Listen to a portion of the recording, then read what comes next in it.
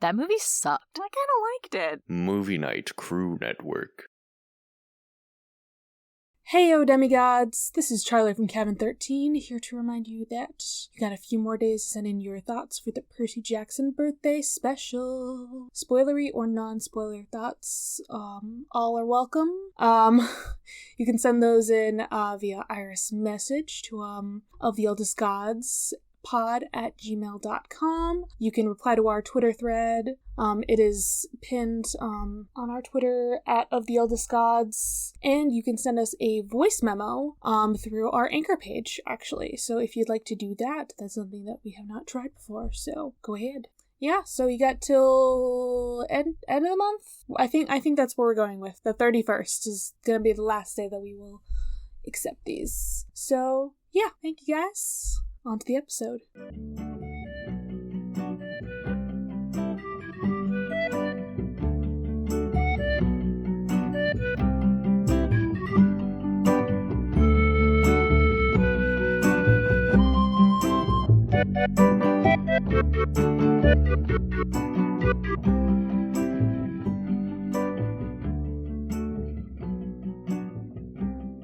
Looking back on it, Annabeth's move was brilliant. Wearing her cap of invisibility, she plowed into the D'Angelos and me, knocking us to the ground. For a split second, Dr. Thorne was taken by surprise, so his first volley of missiles zipped harmlessly over our heads. This gave Thalia and Grover a chance to advance from behind, Thalia wielding her magic shield, Aegis. If you've never seen Thalia run into battle, you have never truly been frightened. She uses a huge spear that expands from this collapsible mace canister she carries in her pocket. But that's not even the scary part. Her shield is modeled after one her dad uses, also called Aegis, a gift from Athena. The shield has the head of the Gorgon Medusa modeled into the bronze. Even though it won't turn you to stone, it's so horrible, most people will panic and run at the sight of it. Even Dr. Thorne winced and growled when he saw it. Welcome to Of the Eldest Gods, where we discuss Rick Riordan's role as our godly parent. I'm Ray from Cabin 12. And I'm Charlie from Cabin 13. And boy, we've just gotten kidnapped. By a monster? And by a vice principal. That's what's upsetting. Oh, so we're in detention? I think that's just detention when you get kidnapped by a vice principal. I think if your vice principal calls an attack helicopter, it's no longer detention. Well, funny story there, Ray. No, I have nothing. Pretty weird how that happens, huh? It's fine, just happens once in a while. Just attack helicopter. And also just a lion with a person face. We'll get into that. Yeah. Yeah. Did we get, like, a robust description of him in the chapter? We got a description, but, like, we'll also talk about what his creature looks like when I get into that section. Okay, cool. Bro, what is this? What is this wonderful chapter about? This... Several things. Several occasions occur, but mostly the vice principal gets a missile launcher, as Rick has so kindly described to us. I wouldn't actually say that that's what the chapter's about at all. No. Anyways, so Dr. Thorne, he has Percy, Bianca, and Nico, and he leads them out to a cliff by some water. I mean, you've been here to Maine. I haven't, so... Are they at the ocean? I don't actually know where Maine is. It's north. No, north? Okay, so Maine is basically just second Massachusetts, if you didn't know. Yeah. It's also where all the scary things happen, according to Stephen King. That makes sense to me. We're in Stephen King territory right now. Oh boy. That doesn't bode well. We're also in Storybrooke, for Once Upon a Time fans. Of course we are. All right. So this monster guy pulls out a cell phone and he would like to... Okay, so we get a couple of interesting things here. He is trying to deliver them to the general, whoever that is, and he mentions the great stirring of monsters. I would say that those are the important things in this conversation. Yeah. I legitimately don't remember very much of what he's on about here, so, I mean, great stirring, all the monsters coming out, that, I mean, I'm sure we'll find out, like, why. I'm sure it has something to do with Kronos. Seems pretty self-explanatory otherwise, though, but... So yeah, we're being menaced by a scary guy. Percy's thinking about jumping in off a cliff. He's done it before. Not a cliff, but he's got two people with him, and that's a little tough. Because they don't particularly want to jump off a cliff. Nico and Bianca make a good showing here. Nico's talking about the attack points that a manticore has, and Bianca's like, "Oh, you're crazy also." Good introduction to both of them. Anyways, Grover, Annabeth, and Thalia show up because, like you said in our last episode, Percy's been trying to call Grover with his empathy link. Maybe that worked, or maybe they just, had a general idea of where they went and followed them, because Percy did see Nico and Bianca's stuff on the ground before he noticed where they were going. So they could have either found that and then figured out where they went, or they were following the empathy link. One of those two things. Or maybe they were following Percy's blood. He did get he punctured a little bit. Who knows? And Grover can smell them, so who knows? Maybe Grover's bloodhounding it up. Put that boy on a leash. So we get some action, and we get to see Thalia in action. That's fun. Dr. Thorne reveals that he is, in fact, a manticore. Sure, we'll get into that. He does a little transformation, and then they are having a rough time with him. He's got lots of spikies. And then he does call a military attack helicopter flown by mortals, so that's, a good vibe. I have questions when we get there. I have questions. Yeah. So they're not doing so hot, but the battle does turn when some other people in silver outfits arrive. Thalia is not happy. A literal... Yes, literally.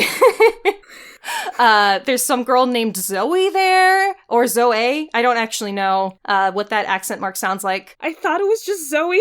It might be like Zoe. Maybe we should look that up. Oh dear. I'll do it in a second. Anyways, they've got history, which is, fun. The Manticore's like, "You can't shoot me," and they're like, "I can hunt whoever I want."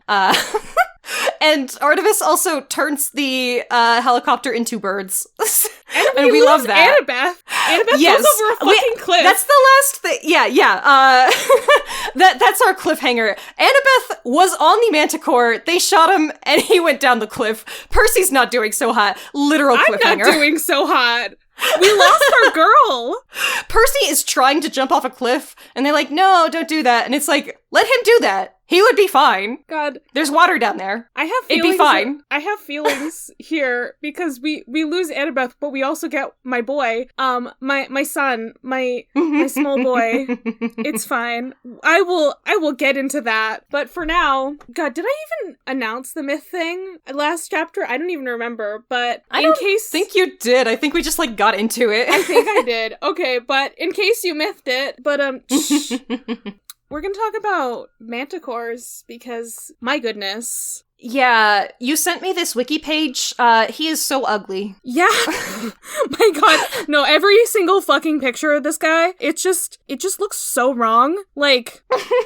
I feel like it would look better if it was Simba with an actual person face on it. But it looks like a weird ass lion, but a lion that looks wrong, and then it has a person's face that also looks wrong.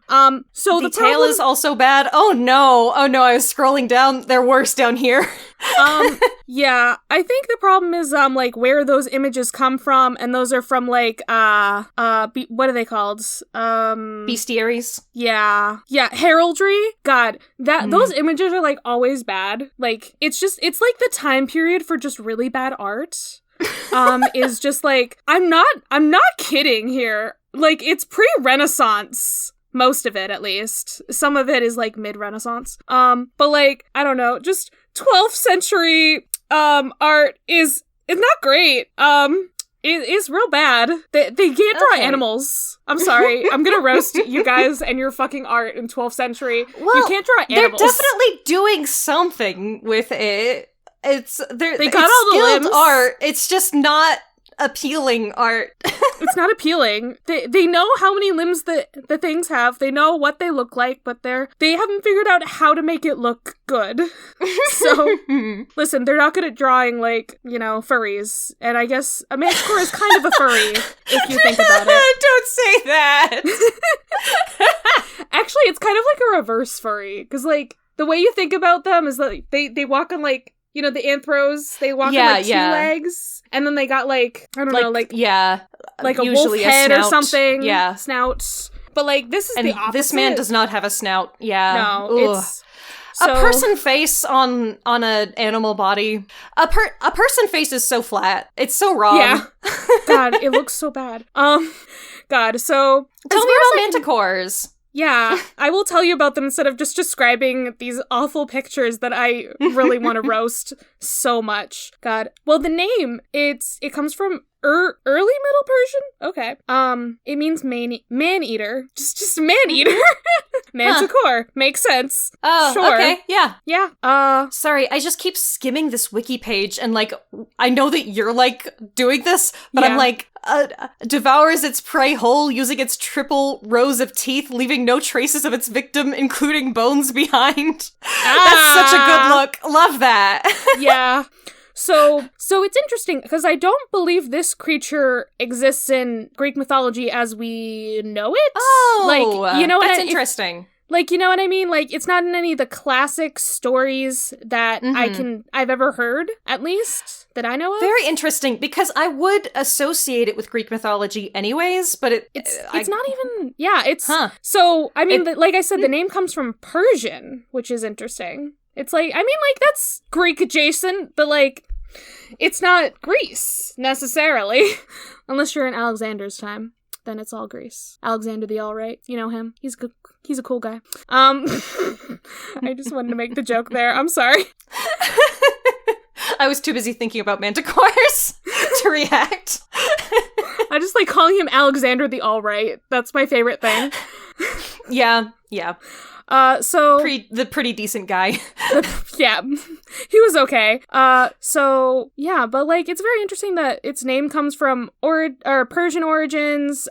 It goes into European folklore, and I guess also gets translated into Greek, because there's also a Greek word for it, which is not the same thing. Let's see if I can pronounce it. Androphagos. That's probably wrong, but it means the same thing. It literally means man-eater. The plural is androphagi. God. Okay, I just realized the word in the middle there that I'm saying, and I'm just gonna stop saying the word. Oh my god. But there's not even, like, a whole lot. There is a separate page for that, but I guess there isn't a whole lot on that. It comes from, like, some Herodotus stuff. There's not even, like, images of those as separate things, but, so I guess manticore, it makes sense that Rick chose that as the name, because that's the more popular term for it. Right. So, like, they got a lion body. They got a man face, or man head, technically. Yeah, which I don't like about it also, because they all have, like, hair. Yeah, so what I would do personally is I would just, like, it would just be the face, you know? Yeah, it would still have, like, a lion mane, like... Yeah, and then you just have a person face on there, which, like, still jarring, but I think that would look a little bit better. Less weird. And then... It's still bad. But... And then it's got a weird-ass tail here. We got venomous spines or porcupine quills. Sometimes it's a straight-up scorpion tail. Right. Which I feel like I was more familiar with. So, like, I wasn't visualizing him when I was reading it, really. Yeah, I feel like visualizing, because, like, he's shooting these spines, and I was thinking of it as, like, a tail with, like, one sharp thing on the end, and he just regenerates it every time that he shoots it, but I don't think that's the intention. I think it's, like, a thing full of quills that he is shooting.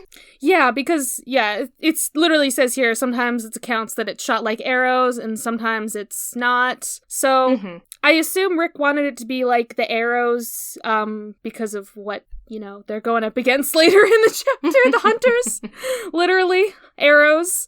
Well, and it also makes him more threatening, Yeah. Like, I feel like it's very upsetting that he can just attack you with those. Yeah, I feel like the practical way of making it visually would be the scorpion tail, because I don't know how to visualize that, unless it just, I don't know, just a tail that has porcupine quills on it, I guess? Yeah. I don't know. It feels weird that he's so accurate with them then, you know? Like, that he can just, like, shoot them. God, it's rather so than weird. just, like, I don't know. But if you watched the Sea of Monsters movie, this creature is in fact in that movie. Oh, and is he? It nearly kills Annabeth.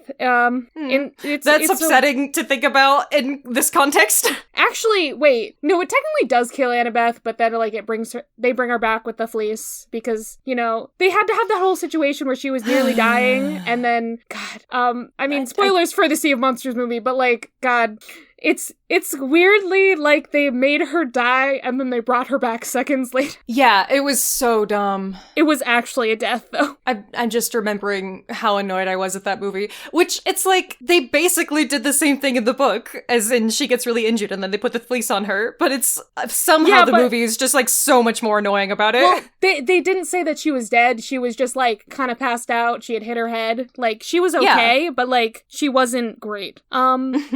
Yeah, I think there's not a whole lot to say left about manticores. In modern media, let's see, we got they were in My Little Pony. They were in Merlin.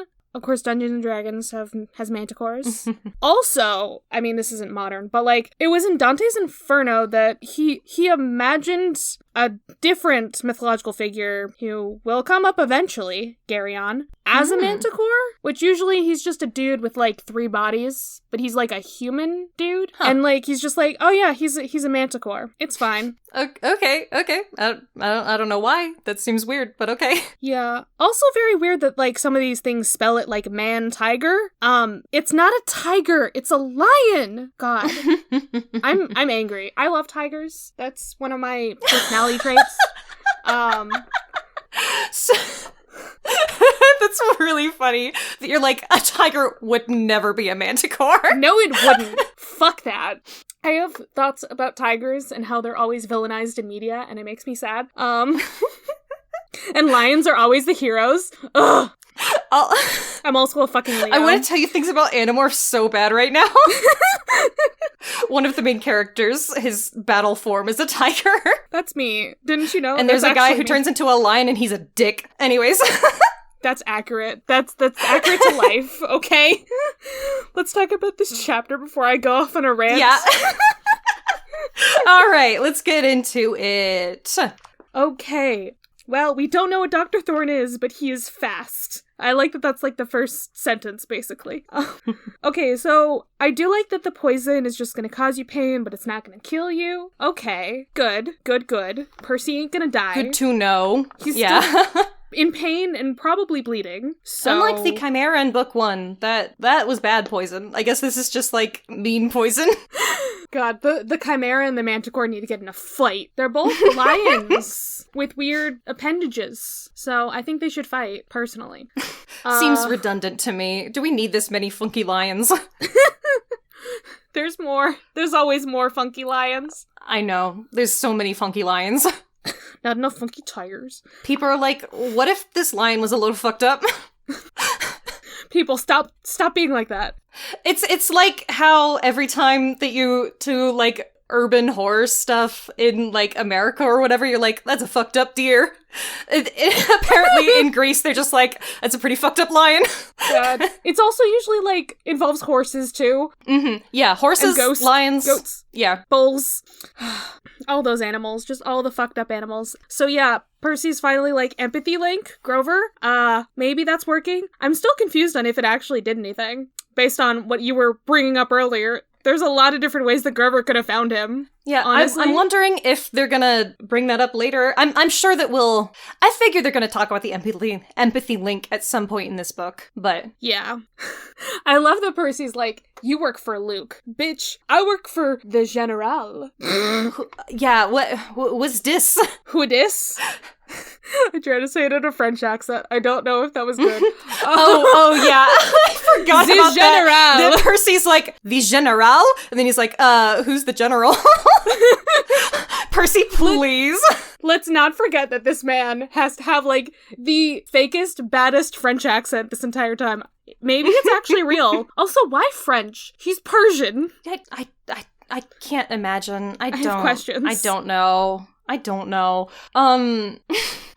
God, but what was I going to say? Oh, that's also a neurodivergent mood, an ADHD thing where you just accidentally copy people's accents constantly. It's the worst. Oh my God, no. Slight tangent. I swear, I've done that so many times, and then, like, I don't realize it till 5 minutes later. I'm like, God, they probably think I'm such a dick for, like, doing that. And I'm like, no, I didn't mean to. I'm so sorry.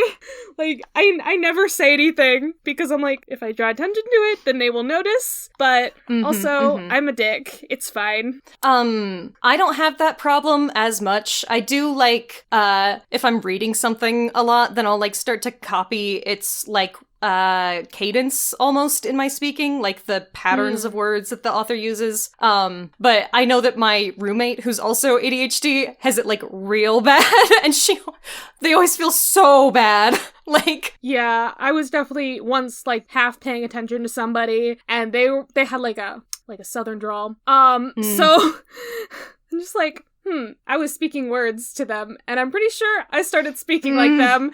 Probably sounded like I was making fun of you. It's fine. It's alright. It's not great. We're not trying, guys. It just happens sometimes. It's the mirroring. But I love that. The general. I'm just saying, that's legit. Percy would. Percy, definitely. So the Great Stirring is underway. What's the Great Stirring?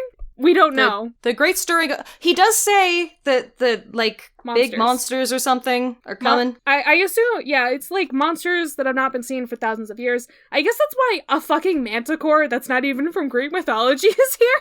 You know, maybe that does make sense. Maybe he just, like, popped up. He's just like, oh, I guess I'm alive again. Sure. I don't know why my Sup, brain... guys, I'd love to help you with your evil plans. I don't know why whenever I try to visualize the Great Stirring, I just, like, see that, like, the theme song from Hannah Montana, I just gotta mix it all together. You know that it's the best of both worlds. That's just every time I see Great Stirring, I'm just, like, oh my picturing goodness. those three, just, like... Anyway, the ADHD is strong at the moment, and it's fine. So, the gang is gonna save Percy, and I love this. Annabeth's just like, I'm just gonna push you to the ground. Yeah, just tackles him. Invisibly tackle. Just wonderful. Great. Thalia. Oh my god. Right. Ages! Oh my god. Okay. One little note here. Her shield is modeled after the one her dad uses. A gift from Athena. Opposites. It goes the other way around. It's actually Athena's shield, a gift from Zeus. Okay. So, weird little detail there. All right, Rick. What's up with that? But God, it's scary. It's got Medusa on it, and it's like her bracelet turns into the shields, and then she has a mace canister that becomes a spear. Of course she does. Like, think about that. That's so Thalia. I love her. She is my bad bitch.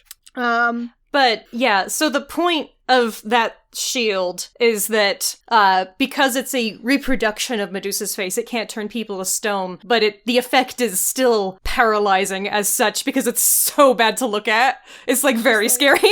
Yeah. Well, I mean, that's, like, Medusa's whole thing. So, Medusa's name actually means protection, so it makes sense for it to be, like, a shield. Very good. And, like, yeah, like, it would literally, like, help you in battle. That's good shit. I love it. And it does feel so Greek to have a weapon like that, like, intimidation is a huge part of the of the battle strats.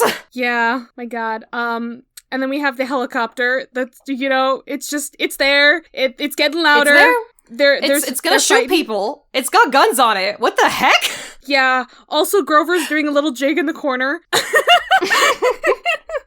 So Grover has gotten very good at his plant magic, it sounds like. He wraps up the manticore in vines in quick enough for it to be useful. He's now a support mage. I'm happy for him. Like, okay, he's like playing the instrumental to a sea shanty, because like right, I forgot about that. That's so good. A frantic jig that sounded like something pirates would dance to. I am imagining it's like a sea shanty, basically. So Yeah, he's doing great. I love that. Annabeth explains that it's a manticore. Nico does his nerd thing, and I love him. Yeah. Okay. He's such a little guy. We haven't even named the game that he plays, I don't think, but like, I want it. No. I want it. I want it to exist. Yeah. Rick, make that game exist. Disney, we're making a Disney Plus series. If Mythomagic does not exist. Like the right kind of merch, you know? People would do that. Exactly. You could make all the characters as cards. It'd be cute. Oh my, do we imagine it being like a Yu-Gi-Oh kind of thing, or like a D&D kind of thing, or like I was imagining more of a trading card game. I'm pretty sure that's what it is. So like Yu-Gi-Oh or whatever. Yeah. Or like, but is it just, well, it's I don't even know what Yu-Gi-Oh does, to be clear. My nerd card has been revoked. But like, I assume you battle things, right? Yes. You battle. Okay, cool. Okay, it's a trading card game. You build a deck. You get card packs. You build a deck that has synergies, and then you play cards against other people. Yes. Okay. But yeah, your creatures will attack each other. Yeah. But also, sorry, I was thinking about something that comes up later, but there are like figurines too. Are there figurines in Yu-Gi-Oh? Oh, I don't. That's why I was like, is it more involved than that? I don't know. I don't know if the figurines are part of the game or if it's just merch that he has because he likes them. I have questions about Mythomagic, but we haven't even gotten to it yet. Anyway, this chapter is battle.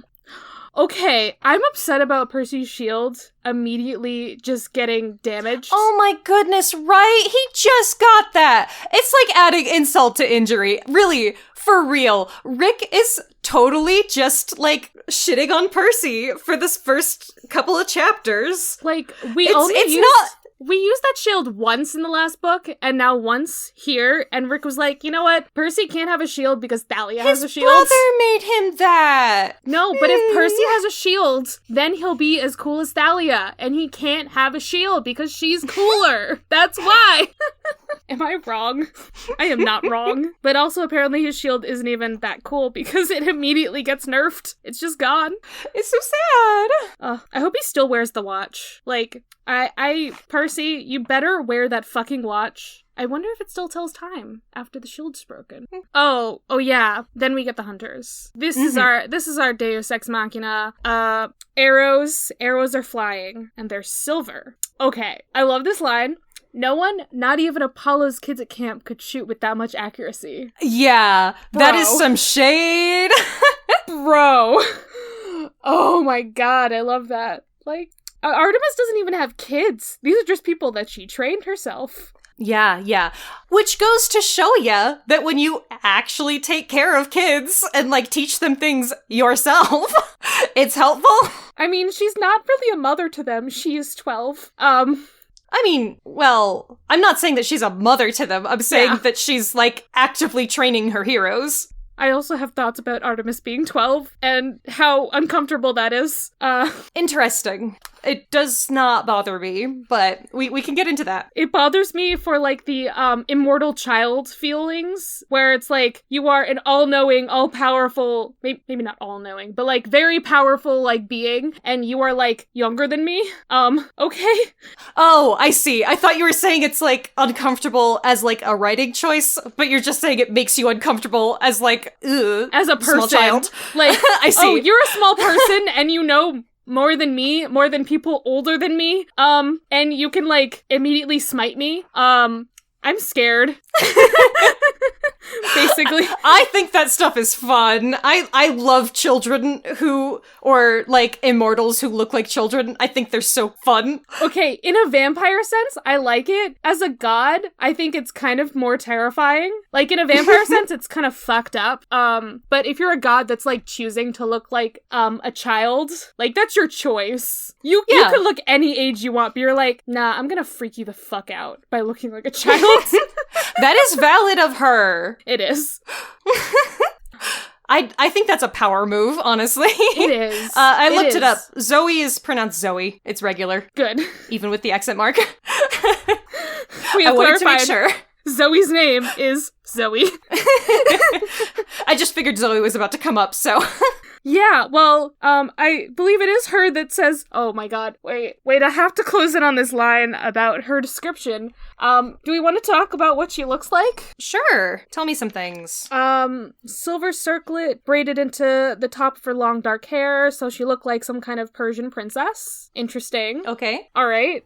That is interesting. Manticores are Persian. It is. Is that a relation? I don't know. Are we assuming that she's actually Persian? I mean, I know that there are things that we're going to learn about Zoe personally. I don't know if that's too much foreshadowing for this podcast, but well, we're gonna learn about her. We're gonna learn about some things in this book. I don't know why she would be Persian at all. Or I assume then that he's just talking about this style of the circlet. Possibly. I don't know. I've heard people criticize this description of her and how that's like, I see. But yeah, I don't know. I have questions about another one of why those things. It's another one of those things where it's like, is this how you describe people of color? Okay. But yeah, I mean, like, I guess her description of her skin isn't described as looking like a food, so that's good. Point to Rick. We have gotten that a few times though. We have, so. But right now it's just copper, so that's fine, I guess. Copper ain't bad. I love copper. That's a color. Yeah, so Zoe's like, permission to kill my lady, which... That's so good! I love that. And that also, like, I feel like you get so much of, like, the culture of the hunters from that. Like, that's so good. And then it's just permission granted, because I don't, like, this is in accordance with the laws. You are a beast. I can fucking kill you. Love that. Which feels a little fucked up, because that's like a guy. Sometimes I worry about the ethics of monsters and Percy Jackson, especially because Tyson's already our friend. That you could just, like, kill random dudes who are, like... If they're evil, you can kill them. If they are not evil, you can't kill them. Who are we to decide? Evil and not evil? I think if you eat guys, then you're probably evil. But, I mean, that's just me. But... I'm saying he's sentient. Not that that's what that word actually means, but... Are you saying that eating people out is not okay? God damn it! Is that what you're saying? I do not think that blowjobs are cannibalism, but... You heard it here first. Manticores give blowjob.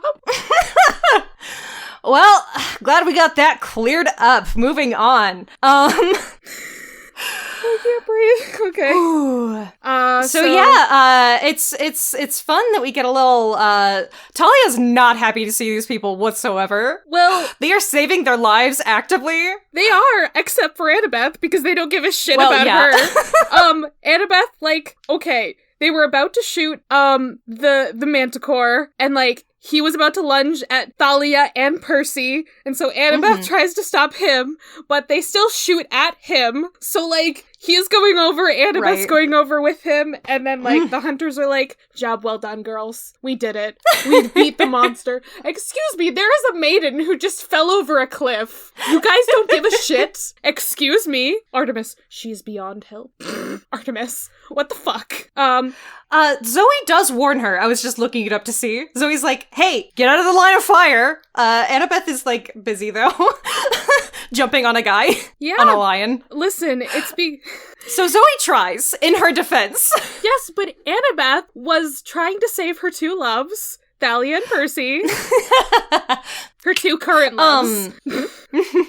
Yeah. Also just... Annabeth has a lot of love in her heart. Poor girl. Anyways, Thalia and Zoe. The tension there, Zoe Nightshade. Just, I don't know. I imagine that with, like, some tension in it. Yeah, I could see it. Yeah. There have been interpretations where all of the hunters are lesbians TM. Yeah.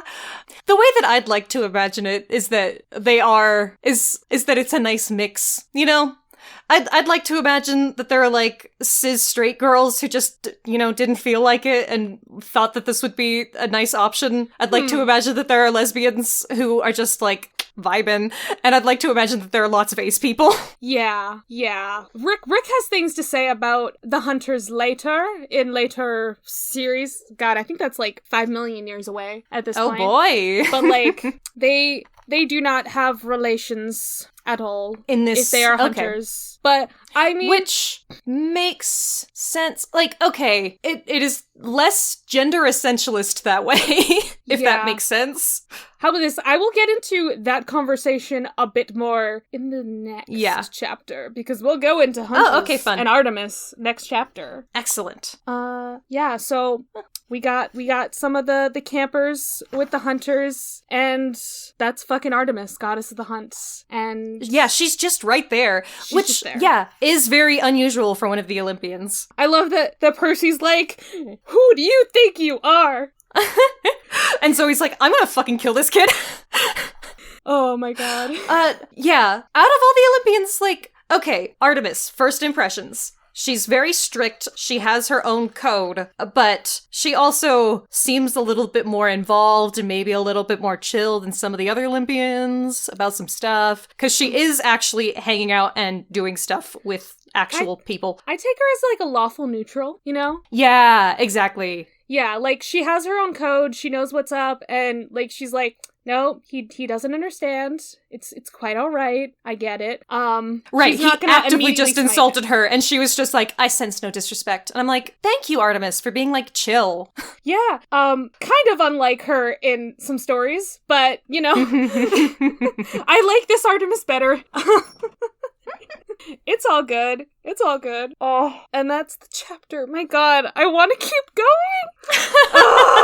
I hate this. I hate that, like, there's not... This is just, like, such a long scene of, like, everything going down. And it makes me sad. I want to keep talking about these queer hunters. Hey, so, where's Annabeth? Can we have her back, please? What the fuck? Artemis, go save Annabeth. She is not beyond help. Okay, I don't even need Artemis to do it. I need them to just let Percy jump off a cliff. Like I said at the beginning of this episode, like, he'd be fine. He can do it. Just let him jump. You know the thing about Percy Jackson, he would jump off a cliff for Annabeth Chase. You know he would. He would. I can't say any more about that, but yeah, he would. Oh my god. This chapter is a cliffhanger, except that she fell. She didn't hang. Yeah, she ain't hanging out. She gone. She gone. Okay, wait. I said I was going to talk about it. I don't know. But before we wrap this up, Artemis was just like, no mortal shall see me, and just turned the helicopter and presumably the people in it into birds. Yeah, I think those guys are birds now, or dead. One of the two. I have questions. Is the helicopter a bird, or is it just the people? What's happening? Okay, I kind of assumed that she, like, teleported the people away through a flock of birds, but, you know, if she just turned them into birds also, I think that those people no longer exist as they used to exist, and that now they and the helicopter are a flock of birds. I think that it's just, like, transmutation, but, like... Yeah, that's my personal opinion. I think they are just birds now. This concerns me. I assumed those were, like, mind-controlled people and not actually just, like, you know, mortals who were evil, because, like, the people... We don't know yet. We have no information about that. Well, like, the people in the Princess Andromeda were mind-controlled, so if they're mortals... I would assume they're mind-controlled. So, Artemis, you did good. Yeah, that would be fucked up. For everything else, but that one thing. And that was a throwaway line. If that was... Okay... Because sometimes the gods will just do things and they like, will. I don't know if that was like a metaphor or like... She freed them. So they can fly away. Be gone and like teleported away to somewhere else. Or they could be birds. Artemis, why? I would not put it past her. Why? They're gods. Sometimes they just do things. Oh my god. Artemis, why? Yeah, that's the chapter. All right. Any other thoughts? Were we all wrapped up? That was my big thought and feeling. All right. I also... So, back to, like, Artemis as, like, 12 or 13 or whatever. There are definitely a few different interpretations that I would like of that. Not of that particularly. I'm just saying, I think that that's an interesting take, because she could be a beautiful woman who spurns men or whatever, but the fact that this Artemis doesn't want the interest of men at all, that it's like, I'm pure innocence almost, but I don't even know if that's the vibe. Goddess. Yeah, no, literally. The fact that she chooses to be prepubescent is, I think, an interesting take. Yeah. Just because we were talking about that, so it made me think about it a little bit. Oh, yeah. Like I said, I have plans to go into Artemis next chapter. Right, as the I'm myth sure section. we'll get into it. My but God. That was the only other, one, thing I had. I'm good now. Let's go to plugs, I guess. Yeah. Do you have a plug, or do you want me to go? Yeah, I thought of it during our between times. Because we recorded 2 episodes in the same day. Okay, so I was thinking about how all of the media that I really care about is children's lit, and because that's when I read books, was when I was a child. Same. And I was like, is that embarrassing if I recommend a lot of children's lit? And then I remembered that we're literally doing a Percy Jackson podcast. So, are you gonna recommend Animorphs or not? No, I could just recommend Animorphs, but I actually Gail Carson Levine's really good. If you ever read any of her books, she wrote Elle Enchanted. Okay. Yes. Have you ever read it? No, but I have heard it is a good book. I'm sorry, I like the movie a lot. No, yeah. And the movie is very enjoyable. I've heard people have opinions about this versus that. Some people like one versus the other. It is, yeah. It's different. The actual plot and characters of the movie are basically unrelated to the book. It is just kind of concepts, and then they kind of made it a little silly. It's more sort of high fantasy in Gail Carson Levine's works. So Elle Enchanted is delightful. Any of her works are good. There's another one in that same series. If anyone likes Elle Enchanted and hasn't checked out Fairest, I would recommend that. But my favorite one is The Two Princesses of Bamarre, which is not related, but is it's a story about two sisters, and one's more adventurous and one's kind of bookish. And then the adventurous one catches I think it's the Grey Death, and it's a magical plague, and then her younger timid sister has to go out and fulfill a prophecy by doing a quest to get the cure. It's so good. Right. You know how princesses get kidnapped by dragons? The relationship between the princess and the dragon in this book is oh my goodness, I'm insane. Not in it's her dragon grandma, but also who wants to eat her? I don't know how to describe it to you, but it I have questions. It was very yeah, you should, but also it's fucked up. Oh my God, that shit hits. You guys should read this book. It's really good. Anyways, that's all. Moving on. Your turn. Well, well, my plug for this episode is a game that I still haven't finished. I thought I would have finished it by the time we got to this episode, but I have not. Ace Attorney Investigations, Miles Edgeworth. Ooh! My boy. I'm still on the Ace Attorney stuff. I love Edgy. My boy. My good boy. I enjoyed this game. For most of it that I have played.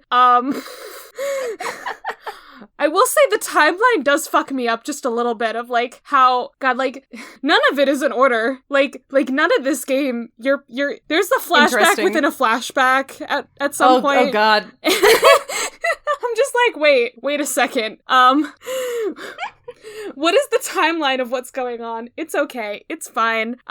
But, I love that I finally got to play as Edgy, as I only call him Edgy at this point, because it's easier to type out than fully Miles Edgeworth.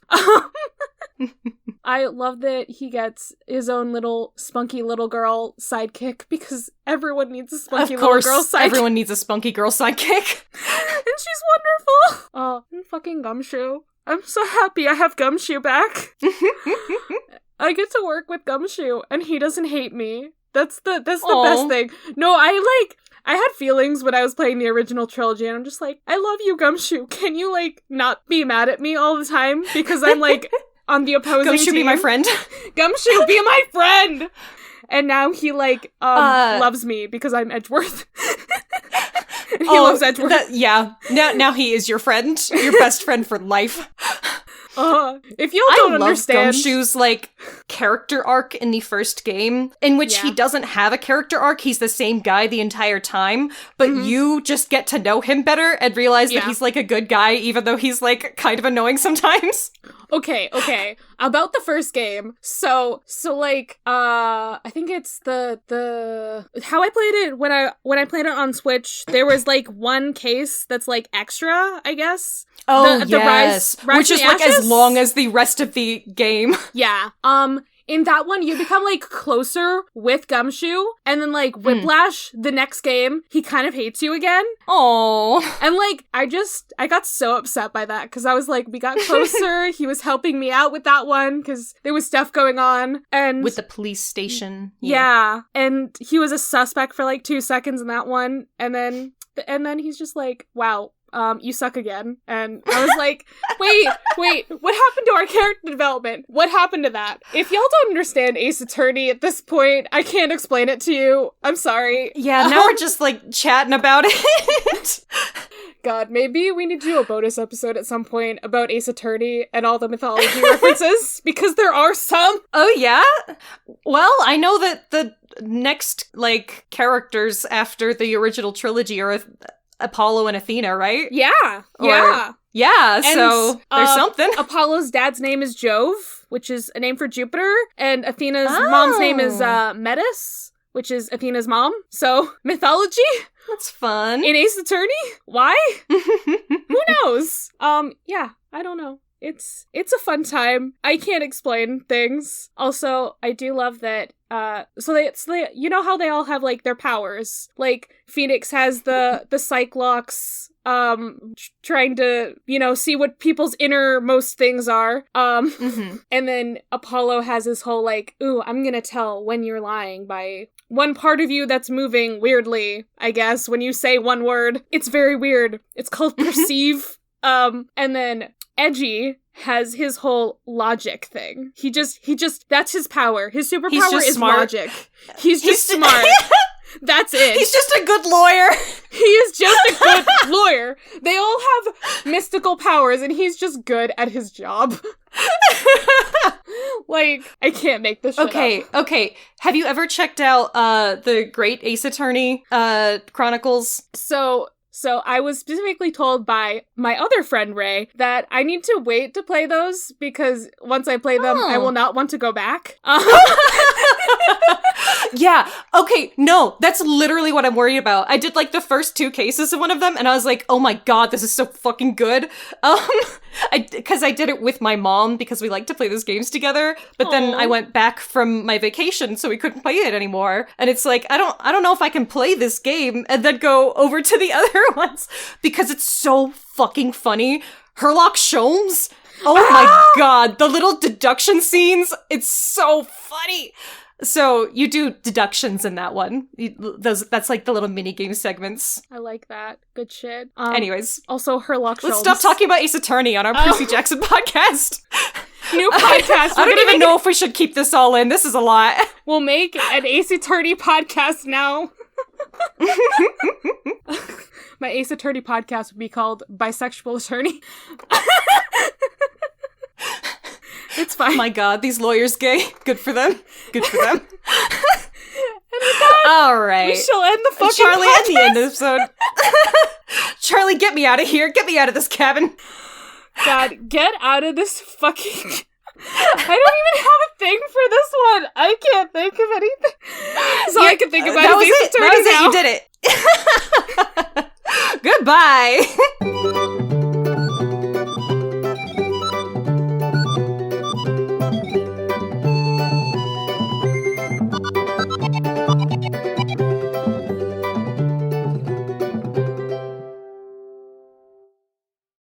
You can follow the podcast socials at Of the Eldest Gods Pod on Instagram and at Of the Eldest Gods on Twitter. You can send an iris message to us through oftheeldestgodspod@gmail.com. If you'd like to support us financially, go to patreon.com/oftheeldestgods. By becoming a patron, you can join the Movie Night Crew Network server, where you get to chat with us and hear some no-context spoilers about episodes we are recording. I personally recommend the $5 tier, where you get access to Against All Odds, our bonus show where we talk about basically anything vaguely related to mythology, Percy Jackson, or whatever we like. We also have a merch store on TeePublic, where all our designs are made by Charlie. Or if you cannot support us financially, please give us a review on iTunes and rate us on Spotify to help others know how much you love this podcast. You can follow me, Ray, at HeyHeyRay on Twitter. I also have another podcast called Barbie Movie Slap, where my co-host Ted and I talk about the Barbie cinematic universe.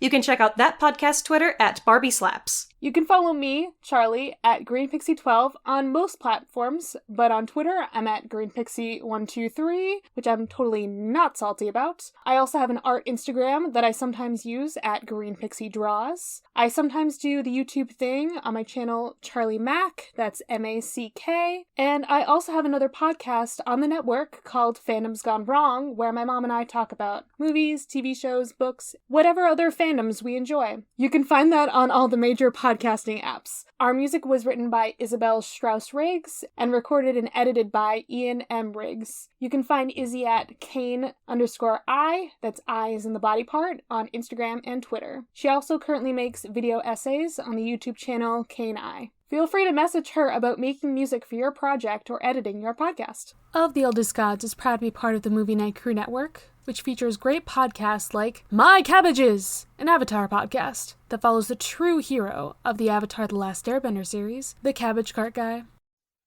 Coffee, tea, honor, cabbage.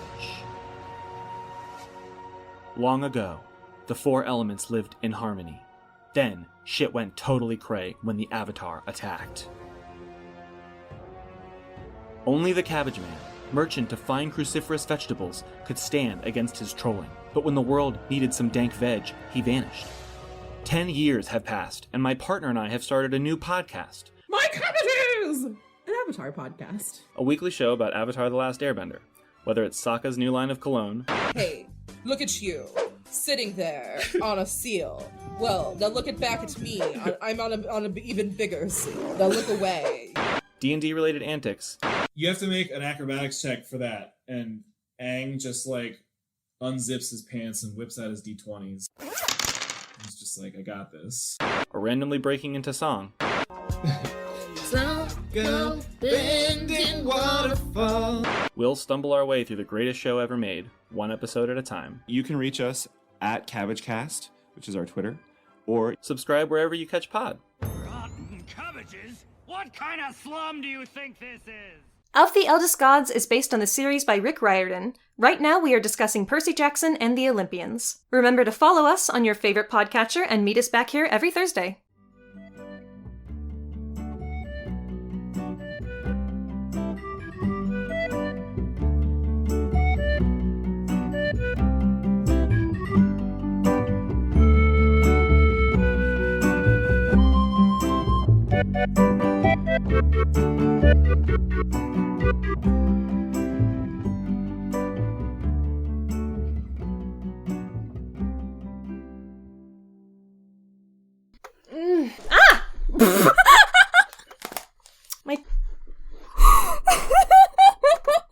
My chair has a tilt feature. I was not expecting it. I know. Laugh it up. You're so silly. Okay. Aren't you glad we have that on tape? That movie sucked. I kind of liked it. Movie Night Crew Network.